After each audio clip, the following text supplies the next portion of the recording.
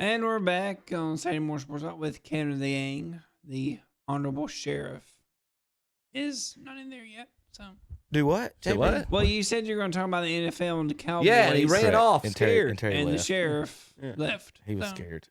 He was scared. So AJ Brown bought him a dummy to display his Super Bowl uniform, and everybody told him that was pretty cool. So he went and bought a bunch of dummies, put all of his uniforms on there, including his Pop Warner uniform and his college baseball All-American uniform. So AJ Brown's That's actually pretty cool. yeah, it is. I love the Houston Oilers helmet though. But nice little setup there for AJ. All right, we're gonna talk about some Cowboys, and then Terry left. So let's just do this. We'll just go ahead and play this right here. Get some good sound. We'll just start off with some good sound from Stephen A. Get it? And I'm not saying Gasoline. that's one way to look at it. And I'm not saying Gasoline. but Here there come are the gasoline.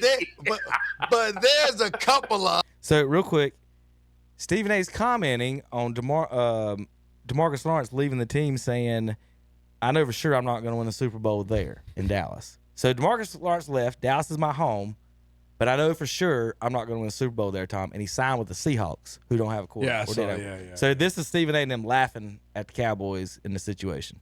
other ways, you know what I'm saying, that I think we should absorb this right here. Let's take a moment to pause and really, really dissect what this man, DeMarcus Lawrence, said. 1 foot out the door. I mean, you could say both of it, but he had just landed in Seattle. I mean, damn, he didn't get a chance to pass gas before he threw flames on the Dallas Cowboys. What did the man say? What did the man say, Swagoo? What did the man say, Jay? He said, quote, "Wasn't like we gonna win a Super Bowl anyway in Dallas."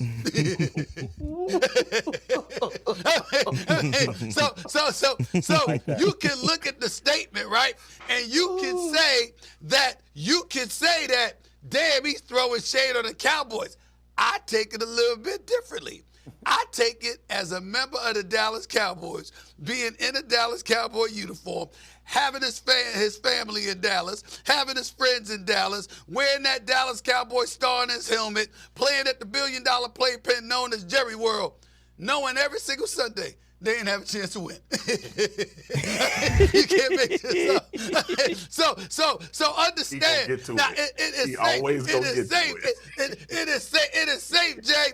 It is safe to assume. It is safe to assume that he ain't the only one that feel that way. So the way I looked at it, you're focused on DeMarcus Lawrence. I'm focused on the locker room. I'm focused on an abundance of dudes stepping out on the football field for the Dallas Cowboys, knowing we ain't got no damn chance. We ain't gonna really be that relevant. I mean, I don't see. I mean, we ain't better than the Eagles. We ain't better than the Commanders. We ain't better than Green Bay. We ain't better than Detroit. We ain't better than Tampa. We ain't better than the Rams. We ain't better than Purdy in San Francisco. And by the way, the brother is in Seattle, who is considered to be retooling, a.k.a. rebuilding, okay? And he's saying this. It ain't like he left and said what he said after he joined the Ravens. It ain't like he said what he said after he joined the Kansas City Chiefs or the Bills or the Eagles. No. He said that joining the Seattle Seahawks. Who just got Sam Darnold. Yeah. Let's see how good Sam Darnold is away from Kevin McConnell. I think Kevin McConnell, you want to talk about quarterback whisperer, he is I'm convinced he knows how to get the best out of a quarterback. So Micah Parsons responds, "This is what rejection and envy looks like. This is some clown stuff." DeMarcus Lawrence responds to him, "Call me a clown won't change the fact that I told the truth. Maybe if you spent less time tweeting and more time winning, I wouldn't have left." Holy snap. So Micah Parsons and DeMarcus Lawrence. I don't know if I'd say forth. that to one of the best defensive players in the league. Lawrence, Micah's doing his part. Lawrence is like their third wide receiver, wasn't he? No, he's a defensive end. Defensive end. DM. He's the other defensive end. He's the other side. He's the other Okay, side. for some reason I was thinking And yeah, let's see how. And two, I don't necessarily disagree with what Lawrence is saying, let's see how easy of a time he has it when he doesn't have Micah Parsons on the other side getting all the attention. Right. That is a big point Chip just made. So here's the thing about the salary cap stuff. So the Cowboys extended Dax and pushed his and CD Tom to put cap space for this year, and then they didn't sign anybody. Yeah. And you don't get to carry that cap space over. So all they did was push money they could have just paid Lamb and Dak this year into future caps. Yeah. So they didn't sign anybody to help, and then they made next year's cap even worse. Right. If the Cowboys extend Parson by tomorrow, they'd gain $70 million in cap space for the season. Unless you're a Cowboys fan, you might not fully grasp what's happening here. Dallas restructured Dak and CD's contracts, freeing up $56 million to spend this offseason. And Terry said they're going to get. And he said they're going to spend all this money, didn't he? We'll clip it. We're going to sign everybody, wasn't it? That wasn't something like that, Tom, wasn't it? Yeah. The whole point of restructuring is use the cap space you've created. Otherwise, it's a complete waste. If you don't spend it, all you've done is push that money into the future where it still has to be paid. So what did Dallas do? They cleared cap space, signed absolutely nobody, and crippled their future doing so. They're about to enter week one with $50 million unspent cap space. At this point, it feels like Jones is holding something against the fans for actively trying to lose. Or just billionaires don't stay billionaires by being generous. That's the other thing. He freed up this cap space to increase his profit margin.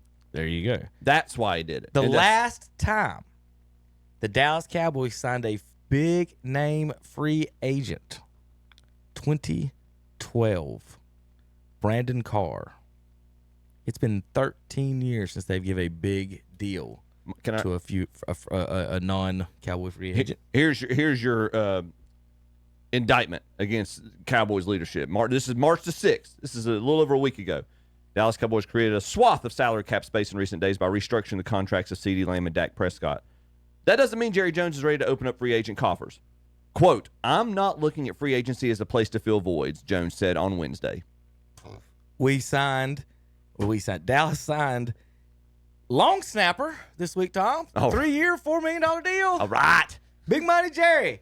Hey, they have not signed a free agent over $6 million per year since Greg Hardy in 2015. The salary cap has increased $135 million since then, and he's not spent more than $6 million on a Say free it, Tom. On a side note, if I'd have known you could make $1.25 million being a long snapper, I'd have worked on it in high school. It's about that time, kids.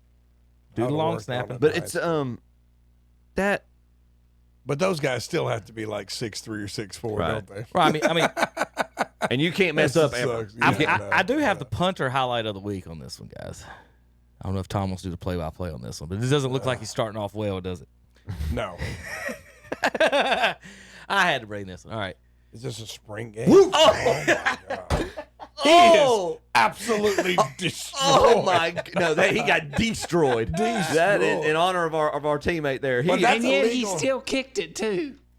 Just wait till I figure He out. sort of did, JP. Just wait till I figure out how to get Tom's head on that guy's helmet. And this is gonna be on all the highlights. Woo!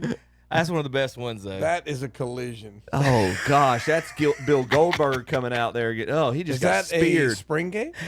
I don't know where that logo is. I'm trying to figure out. I think we L? actually saw this logo last year. We had an argument about where it was. And we couldn't ever figure it out. There's a red bird in that. Is L. that the Roadrunners?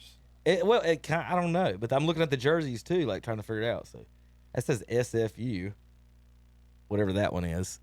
See, but on the you black spring. one. I mean, I don't know. Like a lot of teams are canceling their spring games. They're not Yeah. having them. Like JP saying, he thinks he kicked it right here. Did his He got foot his kick it? foot on Did it. the red foot kick it? More right kind of there? That was his foot accidentally hitting the ball. Yeah, I don't think he kicked it as much as his foot grabbed. His foot got in the way of the ball. The linebacker made his foot kick it. Look at that airborne shot right there. Oh, poor guy. I'm just telling you, that hurt, man. Yeah, it did. That's what that did for that dude from North Gas did to me on that kick return I didn't see at one time. I held the ball though, Tom, because it was embedded into my chest. Yeah. It wasn't that I meant to hold on to it. It was embedded into my, like right in here. I figured you'd like the punter getting railed highlight there. Let's see if I got any more on the Cowboys and their mess. I don't think so, but yeah, I knew I had a bunch on that because of this week and the free agency stuff. Hey, the Browns got Kenny Pickett. That's a good Yes, we got a Super Bowl winning quarterback. one. Got Right? Kenny Pickett. Right? He took the final knee in the Super Bowl. Yeah, he got a ring, doesn't he? Yes, Super Bowl champion. You know, Bernie Kosar got a ring being backup quarterback for Dallas. Yes, he did. I know he did. Clemson says all 32 teams showed up to their pro day. Only one head coach, Mike Tomlin of the Pittsburgh Steelers. But that wasn't the big note. The note of the day was also there were representatives from the NASCAR teams making contacts for future Jackman, Fuelman, and the like, looking at Landon Walker, Sheridan Jones, among those that have transferred into the racing crew. So they're actually recruiting That's a thing. at football pro days. That's a thing. Talking to these. Let's see. I was trying to find. I did have one note on it that people were talking about. That was neat, but I can't find it. I didn't save it, so I was hoping it was in the comments, but I don't see it. But so there you go. You NASCAR boys, or big fellas, you can change tires. All right. Anything else, Tom, that I've missed or that we've haven't? No, it's just what about Myles Garrett's $40 million a year? You know, We talked all week about it. You force your way out, and they'll give in to you. You want me bad, don't you? How bad you want me? I mean, you know, I wasn't real. I mean, a lot of people were happy with the outcome. And so at the end of the day, it was guaranteed money that he wanted. Didn't have any more guaranteed money, right? I can't remember how much of it's guaranteed. I didn't see all the detail. I think just know that was the big he's sticking point. the highest non-quarterback. Yes.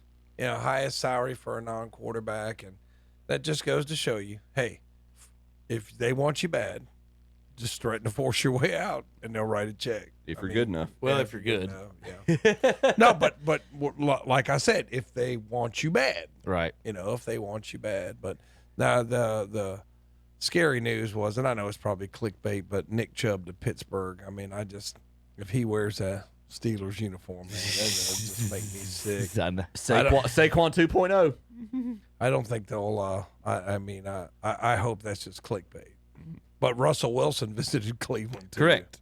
So did. But he's not really a Steeler. You know what I mean? Yeah. You know, Right. he's No, not no, really no, a no. Steeler. No, like no, Nick Chubb is a well, Cleveland. Brown. you've heard who they're talking about. Tomlin wanting to sign, haven't you? A. Ron.